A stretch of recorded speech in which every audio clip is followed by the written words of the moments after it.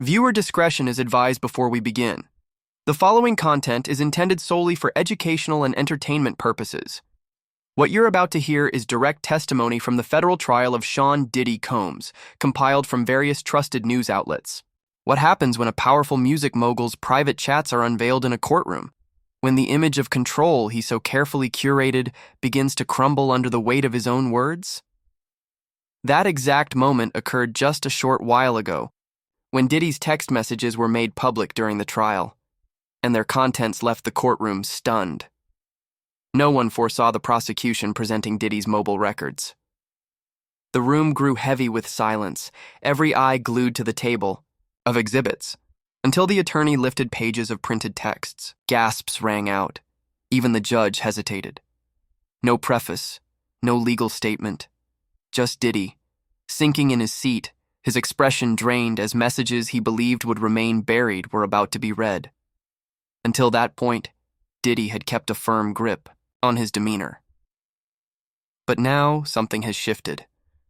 Maybe it was the sudden reminder that digital footprints never truly vanish. Or maybe it was the stark realization that messages he thought erased forever were back with timestamps. Perhaps it hit him that the fortress he built was about to collapse. Whatever it was, the mask fell. Diddy wasn't just a music legend in that courtroom. He was a man watching his secrets laid bare, one text at a time. And when the prosecutor began to recite those messages, the room wasn't ready. Because what came next exposed more than one man's misdeeds. It unveiled a disturbing look into how the music world functions behind the curtain. This wasn't just explosive, it was a wake-up call. If you're intrigued by this unfolding story, don't forget to like the video and subscribe to stay updated with our detailed coverage of major legal showdowns like this one. I'm standing here outside the federal courthouse where one of the most jaw-dropping episodes in music history just played out. The air is charged with a kind of intensity that only arises when hidden truths crash into the open. The morning began like any other session, a quiet hum of chatter, journalists hunched in their seats, attorneys whispering final prep strategies as they awaited the next witness. But then everything changed. The prosecution announced they would present content from Diddy's personal tech devices. The energy in the room shifted instantly. A pin could have dropped. Some thought it was a strategic bluff, others guessed it was a scare tactic. But when Diddy abruptly straightened in his chair, shooting a look toward his legal team, it became crystal clear. This was serious. The judge arched his brow. Diddy, who had so far worn a cool mask of control, suddenly looked trapped. He clutched the table edge, knuckles turning white, refusing eye contact, not even with his lawyers. "Your Honor, we're submitting evidence item 47B, the prosecutor declared, a batch of messages recovered from Mr. Combs' own devices. She explained that these texts directly contradicted Diddy's earlier statements. The judge allowed it. From that moment, the courtroom took a sharp turn. These messages weren't tabloid leaks or viral gossip. They were buried truths, hidden for years. The prosecutor walked to the stand, stack of paper in hand. "These cover communications from 2016 through 2023, she began, her voice slicing through the silence. "They show another side to Mr. Combs, one the public hasn't seen." Outside, fans and curious bystanders remained unaware of what was unraveling inside. The empire of Diddy, dismantled piece by piece. Word by word, as the prosecutor began to read a message dated January 14, 2018, the whole courtroom froze. No one was ready for what came next. To grasp the weight of these revelations, you first have to understand Diddy's place in music. For years, Sean Diddy Combs wasn't just another rapper or producer. He was a gatekeeper.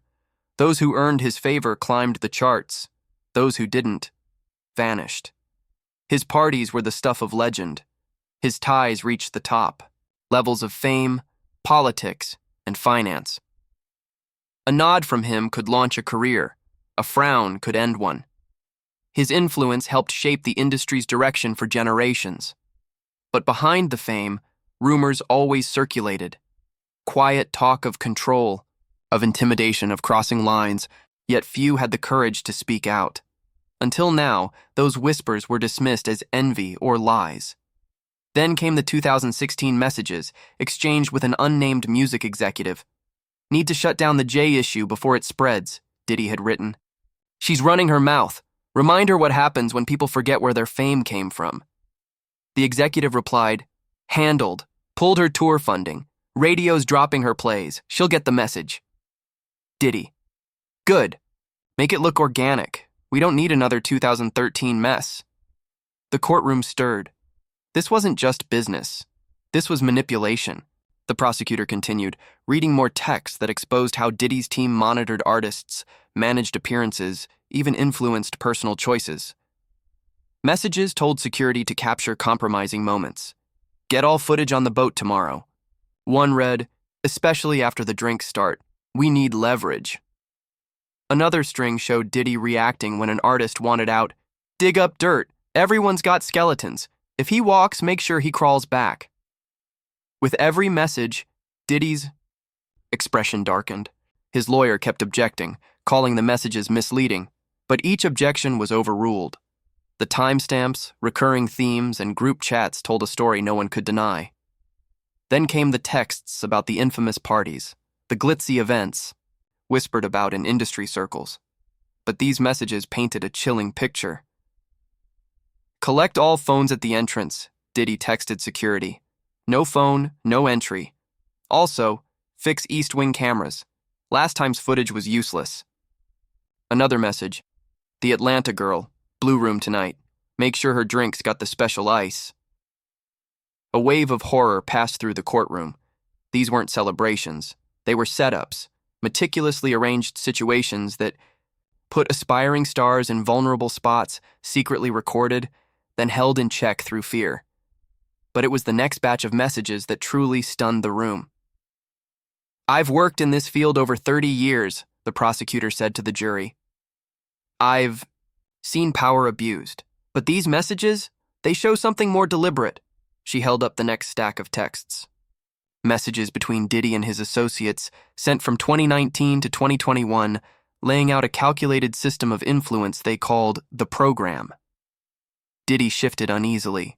His lawyer leaned in to whisper, too late. The prosecutor read, got the footage from last night. Quality's clear. She doesn't know she was filmed. We've got the upper hand on her contract. The reply, how much do we show? Diddy, just enough to scare her. Don't tip our hand. Start with the bathroom clip. That's enough for now. The prosecutor looked straight ahead. This isn't about music anymore. This is about leveraging private, humiliating material to control lives. She continued with a 2020 message. New artists acting difficult. Wants to renegotiate. Bring him to the Miami house. Give him the full experience. Marcus knows what to do. The reply, already arranged. 2 girls ready. We'll have Phi. The goods by morning. Diddy, good. He'll sign whatever we give him. The prosecutor paused, then spoke slowly. Mr. Combs wasn't just shaping a music empire. He was running a machine of blackmail and fear. She flipped to the next set, and what came next was even darker. Perhaps most disturbing were the texts detailing how Diddy responded to threats of exposure. One message from 2021 read, she's talking to a reporter, says she's going to blow the lid off the parties and the contracts. The reply from his security, what level are we talking about? Diddy's answer, whatever it takes, just make sure it can't be traced back. The courtroom gasped. This wasn't career control anymore. It was something more sinister. The prosecutor kept going, messages about hidden surveillance, cameras in hotel rooms, studios, even artists' homes. They detailed a system built on data, footage collected, labeled, used as leverage. In one chilling message, Diddy reacted to an artist trying to break free. She thinks she can just walk? After all I've done? After all I know? Remind. Her about London. Show her the videos. Let's see if she changes her tune. The response, done. Sent a screenshot from the hotel clip. She's having second thoughts. Diddy. Good. They always do. No one leaves unless I say so. The prosecutor faced the jury. These aren't messages of a businessman. They're the thoughts of someone who treats people as property, tools to be used and controlled. She turned one more page. And when threats didn't work, the messages show Mr. Combs was willing to escalate. A 2022 message read, "The issue with X won't go away.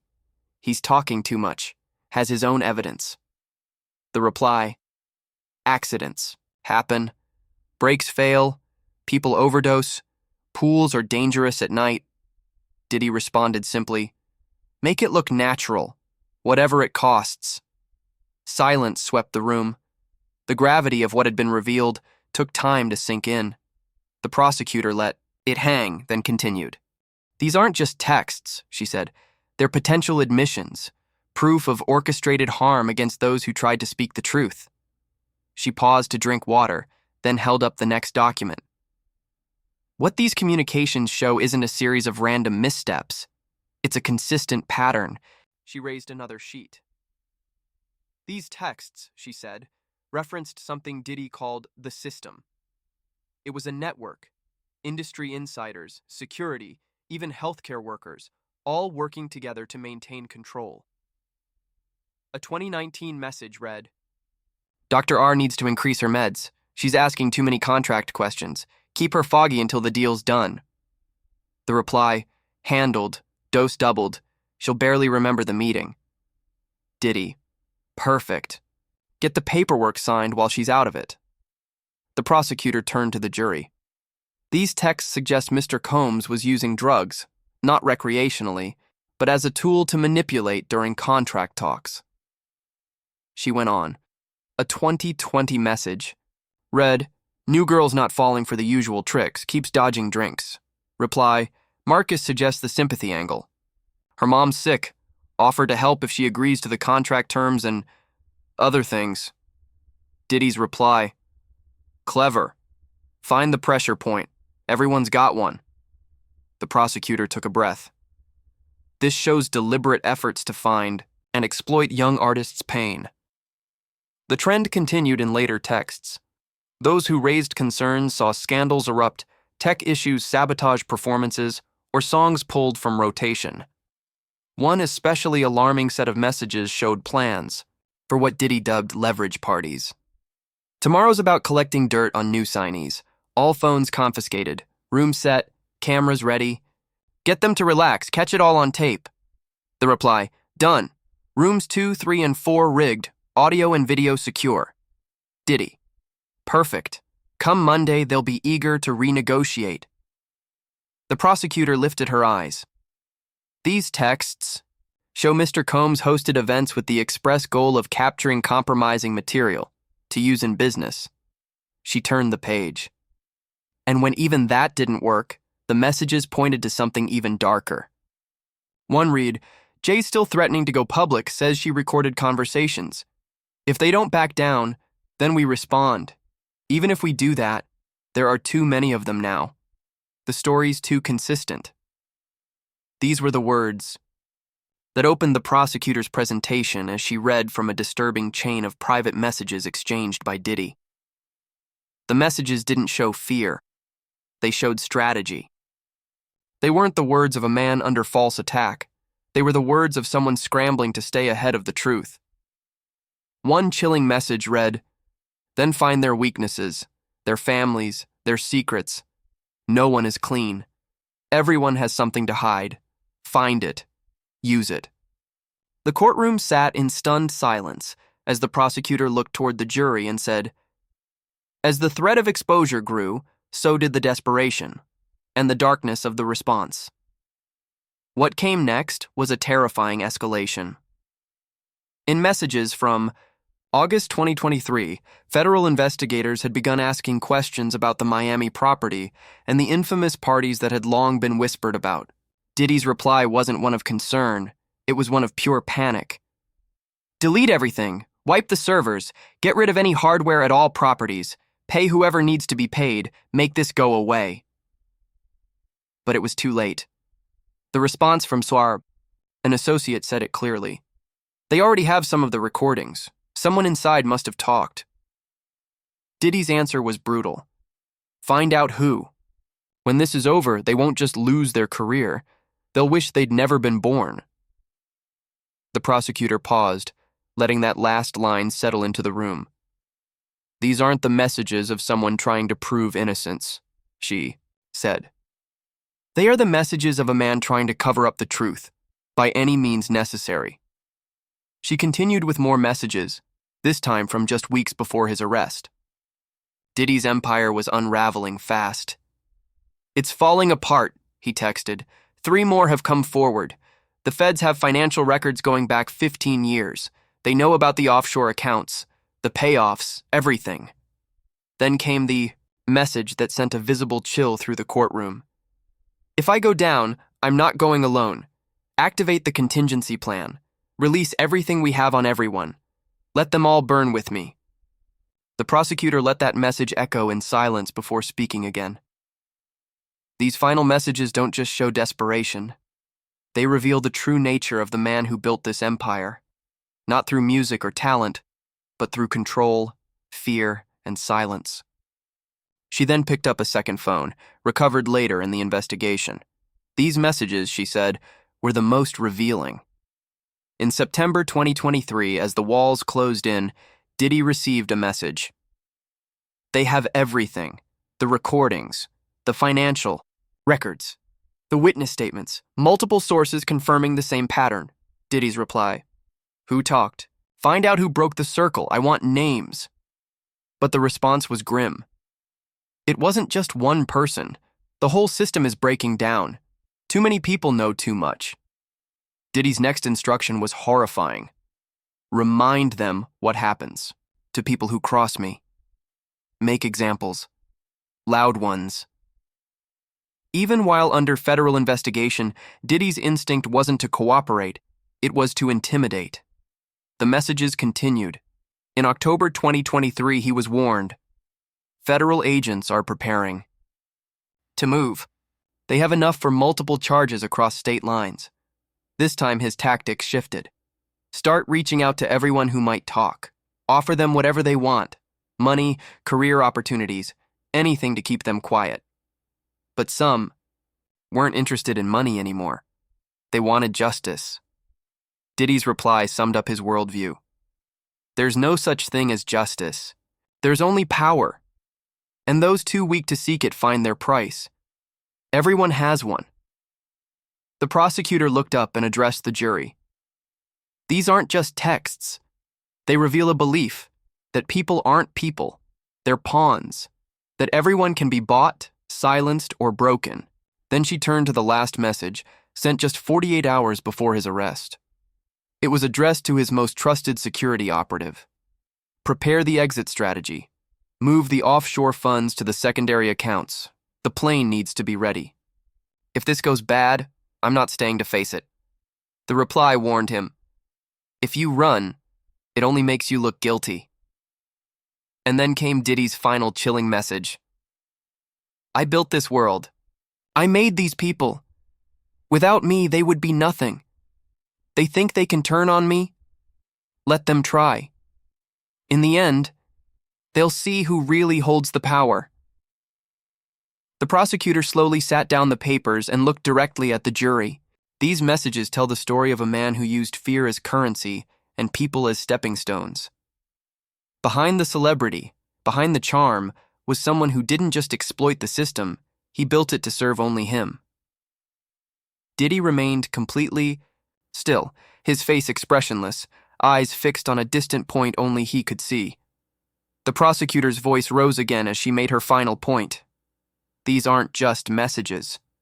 They are confessions, written one text at a time over years, revealing a mind built around dominance, secrecy, and control.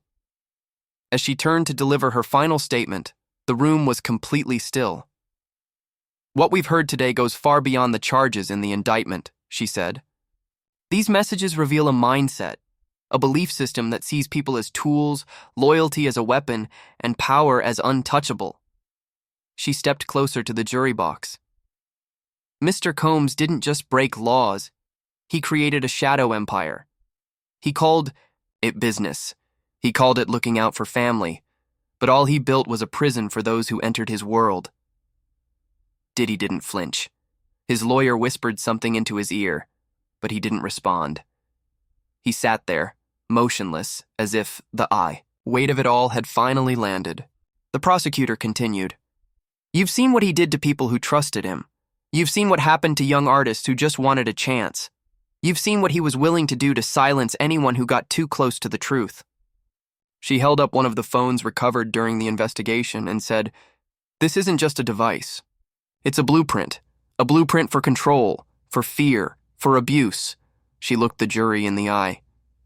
If you think this is just about text messages or just about one man, you're missing the bigger picture. This was a system designed to silence victims, punish truth, and shield power. And if we don't stop it now, it will continue long after this courtroom empties. Finally, she turned toward Diddy and said, You once told an artist, in this business, loyalty is everything. But where was your loyalty to the people who trusted you? Where was your loyalty to the industry you claimed to love? She walked back to her table, collected her notes, and gave the final line that would stick with everyone in that room. The messages you've heard today weren't just communication. They were a roadmap to manipulation, domination, and abuse. Your verdict isn't just about guilt. It's about whether we let power protect itself or hold it accountable. As she sat down, Diddy remained frozen, his fingers tapping nervously on the table. For the first time in decades, he wasn't the one controlling the narrative. Outside the courtroom, the reaction was immediate. Industry executives held emergency meetings. Artists once proud to be associated with Diddy began releasing public statements. Streaming platforms quietly removed his curated playlists. Former collaborators and victims came forward, sharing stories that echoed exactly what the War messages had shown. The industry faced a reckoning. These weren't just the sins of one man. This was a system-wide failure that had protected him for decades. And as the judge adjourned for the day, one thing became clear.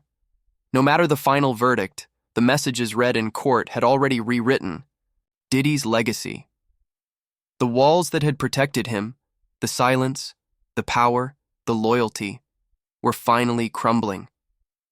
What rose from the ashes of that silence would define not just this case, but the future of an industry.